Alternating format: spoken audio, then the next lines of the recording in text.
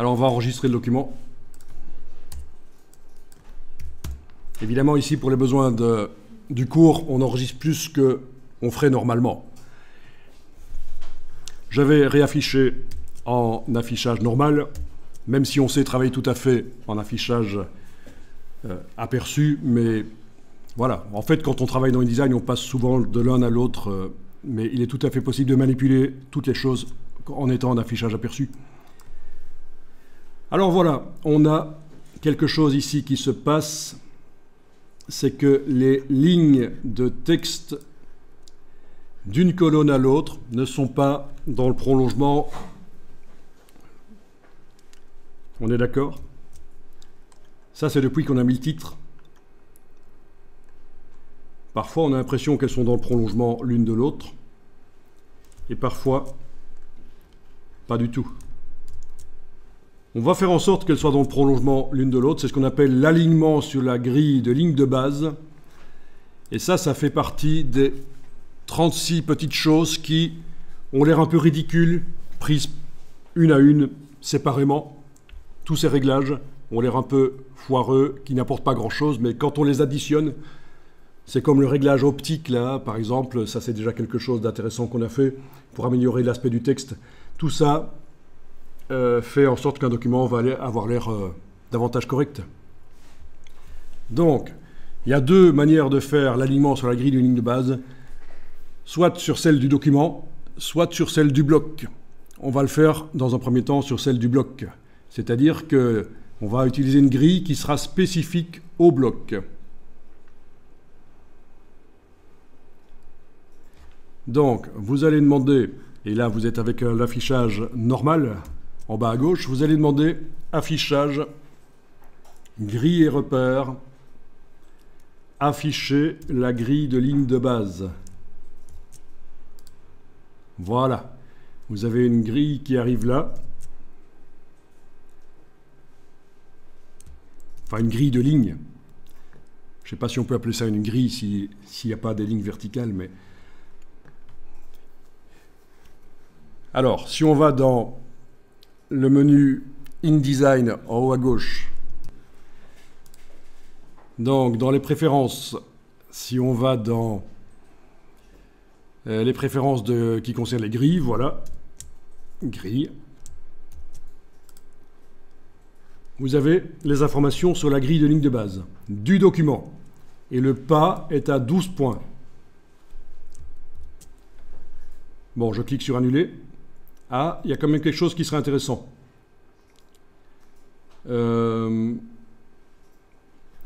C'est de décocher grille en arrière-plan. Parce qu'actuellement, si le bloc avait de la couleur, la grille ne serait pas visible à l'endroit du texte.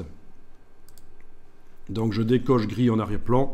Ici, ça ne va pas faire de différence, mais en tout cas pour la suite, quand le bloc aura de la couleur, ça fera une différence. Oui, hein, si on lui met de la couleur, si je lui remets de la couleur de fond, ça va tout de suite se voir que si l'option grille en arrière-plan est cochée, voilà, la grille n'est pas visible parce que la couleur du fond du bloc empêche de voir. Bon, ici, je vais juste retirer la couleur et remettre donc les grilles en avant-plan en décochant grille en arrière-plan, tout simplement. Voilà.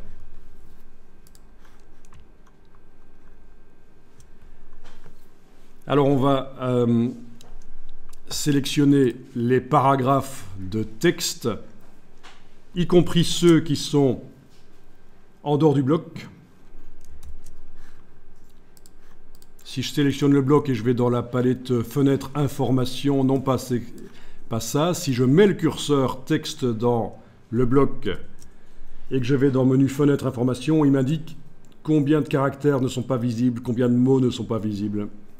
Donc on a du texte en excès, tout à fait normal puisqu'on a augmenté l'espace entre les paragraphes. On a mis un titre, donc tout ça a poussé du texte en dehors du bloc. Et donc on a une erreur actuellement, mais on ne va pas s'en occuper ici, c'est pas grave. Et donc on va sélectionner tout le texte. Vous mettez le curseur au début du premier paragraphe de texte et vous allez sélectionner tout, comme ça. Alors, quelles sont les touches qu'il faut enfoncer? Je vais vous montrer. Donc là, je suis juste allé chercher sur le web, vite fait, au hasard, un clavier de Mac, il se trouve, mais le principe est le même sur le PC. Et pour arriver à sélectionner tous les caractères qui suivent le curseur, c'est la touche commande, en même temps la touche Shift, et puis on enfonce ceci, ce qui correspond sur Windows à Page Down ou End, parfois il est indiqué End. Et ça devrait fonctionner. Commande Shift End. Je réessaye. Voilà. Donc tout est sélectionné, y compris ce qui est non visible. Et donc, c'est l'intérêt de travailler dans InDesign avec un clavier étendu. Si vous avez un bête clavier de Mac qui n'a pas le pavé numérique et qui n'a pas clairement indiqué ces choses-là, ça va être un peu plus compliqué dans InDesign. Donc vous avez toujours la possibilité de connecter un clavier étendu à votre portable, mais c'est sûr que pour aller travailler votre mise en page sur un banc dans le parc public à côté de chez vous, ce sera moins pratique. Donc, pensez-y, InDesign, ça fonctionne mieux avec un clavier étendu.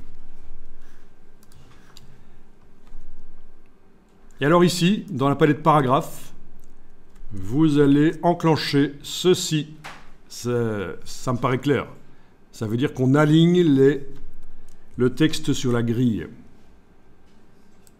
Voilà.